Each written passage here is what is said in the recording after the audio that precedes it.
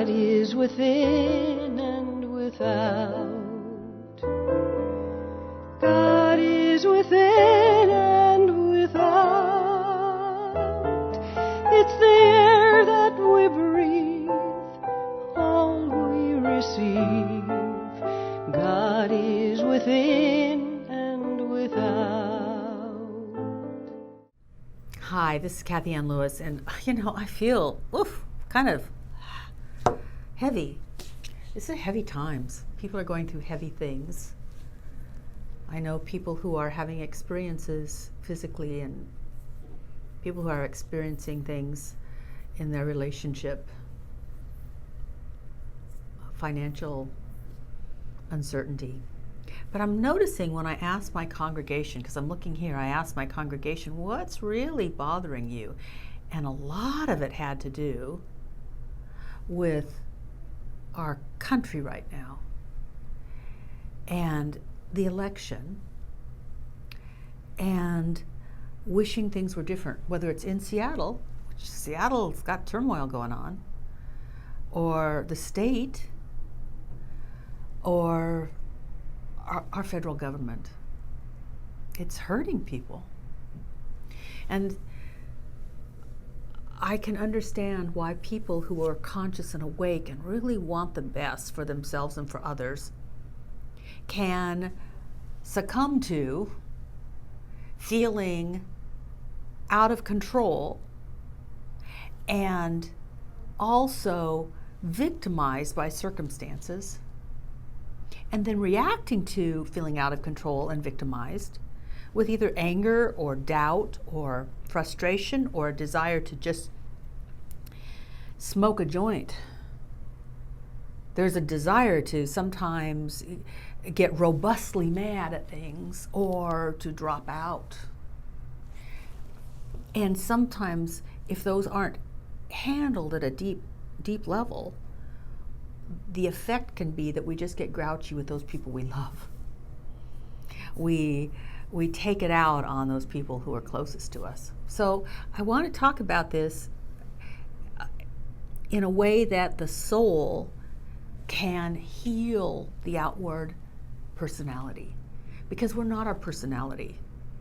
We are an eternal being, a soul that incarnated and decided to be here now, at this time, in this place. And it knew what it was doing. Now we've forgotten, but it knows what it's doing. So to live from that soulful place, like I'm full of my soul, is a way to live peacefully, triumphantly, courageously, intelligently while stuff happens. Now, I'm not going to talk about changing the stuff today, because it's impossible to change the stuff if we can't change us.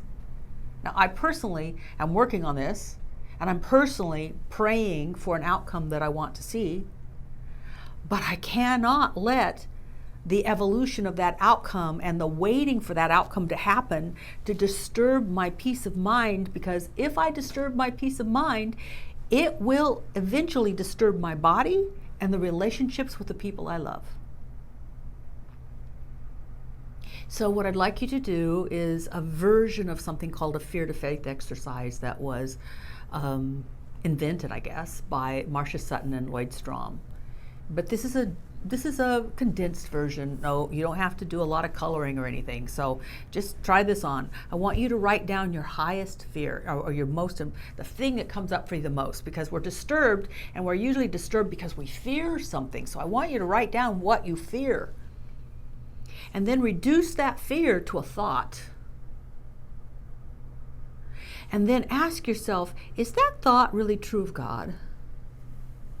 And if it's not true of God, it can't really be true of me.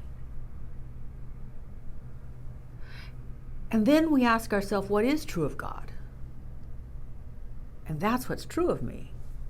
So an illustration might be, let's see, I'm just looking at this. The current Washington, D.C. administration is so out of control. Well, then I would ask, what is your fear? And the fear might be that we'd lose our freedom. Okay? Can a spiritual being lose their freedom? I mean, really, can the soul lose its freedom? Is the soul eternally free? So really what this is it's allowing the soul to speak. And then the personality can relax a bit. And if you think I'm just full of it, then read Viktor Frankl's book, A Man's Search for Meaning, that he came up with all of these principles while he was in a concentration camp.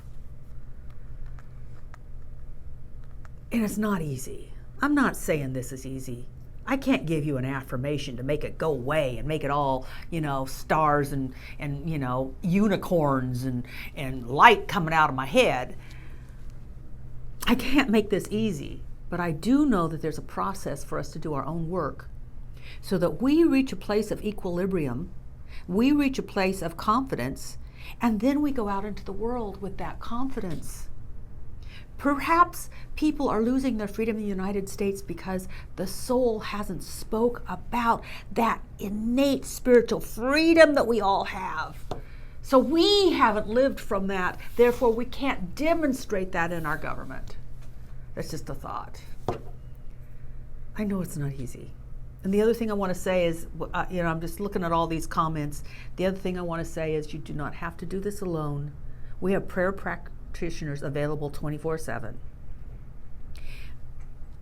Put in a ministry of prayer request and cry for help, because people want to love us, bless us, support us through the process of our spiritual evolution. This speeded up God time. I hope that's helped. Bye for now. There is hurting in my family, and there is sorrow in my town.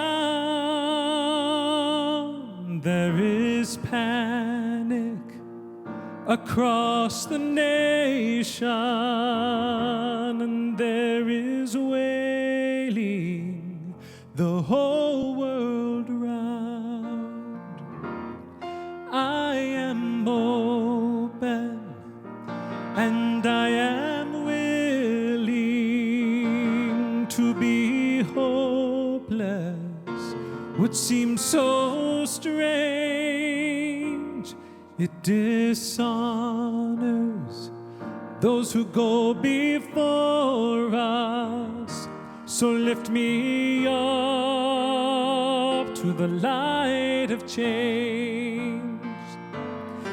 May the children see more clearly, and may the elders be more wise. May the winds of change caress us, even though it burns our eyes. I am open and I am willing to be hopeless. Would be so strange. It dishonors those who go before us. So lift me up to the light of change. Give me a mighty yoke to hold my confusion. Give me a desert to hold my fears. Give me a sunset to hold my wonder. Give me an ocean to hold my tears. I am open and I am willing to be hopeless. Would seem so strange. It dishonors those who go before us. So lift me up to the light of change. It dishonors those who go before us. So lift me up to the light of change.